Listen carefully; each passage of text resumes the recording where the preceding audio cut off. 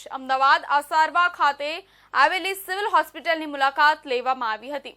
1200 બેડની હોસ્પિટલમાં અમદાવાદ સિવિલ હોસ્પિટલના વિવિધ વહીવટી વડાઓ સાથે બેઠક યોજાઈ હતી।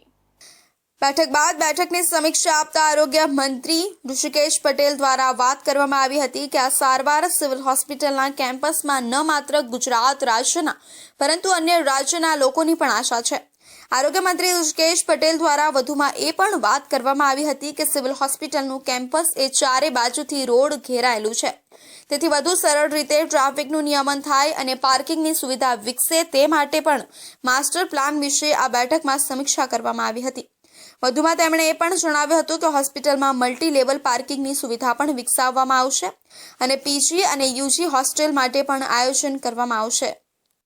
આસારવા સિવિલ હોસ્પિટલ કેમ્પસ ખાતે અમારા પીએસ ધનંજયભાઈ, કમિશનર હર્ષદભાઈ અને આ સંસ્થાના તમામ વિભાગના વડા અને વહીવટી વડાઓ સાથે આજની બેઠક હતી અને મુખ્યત્વે આદરણીય નરેન્દ્રભાઈનું સપનું હતું કે સિવિલ હોસ્પિટલનો એક માસ્ટર પ્લાન જે તે સમયે બનાવીને ગયા એનું મોટા ભાગનું કામ આપણે પૂરું થવાના આવે છે, છતાં જેમ જેમ જરૂરિયાત વધતી જાય છે, હોસ્પિટલ મોટી થાય છે, પેશન્ટોનો ફ્લો પણ આઉટડોર અને ઇન્ડોર એનો પણ ફ્લો કદાચ આખા એશિયામાં સૌથી વધારે અહીંયા સિવિલ હોસ્પિટલ ખાતે અમદાવાદ ખાતે થઈ રહ્યો છે।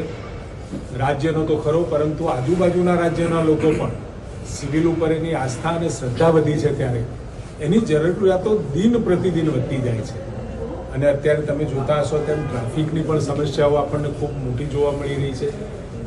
તો ભવિષ્યની અંદર આ ટ્રાફિકની સમસ્યા નિવારવા માટે સાઇનેજથી લઈ રોડ પહોળા કરવા અને સાથે મલ્ટી લેવલ પાર્કિંગ બનાવવું અને સાથે ઓછામાં ઓછું રોડ સરફેસ પાર્કિંગ રહે અને બેઝમેન્ટ પાર્કિંગ વધે અને કમસે કમ અહીંયા આગળ હોસ્પિટલની અંદર કામ કરતા તમામ કર્મચારીઓનું પાર્કિંગ સુનિશ્ચિત થાય એની પણ આપણે ચિંતા કરી।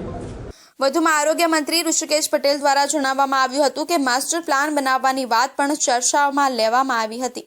સાથે સાથે દર્દીના સગા આવે તો તેમને બેસવા માટેની વ્યવસ્થા કરવામાં આવશે।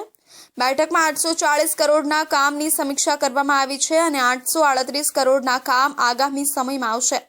આમ પ્રધાનમંત્રીનું સ્વપ્ન સાકાર રાજ્ય સરકાર કરી રહી છે।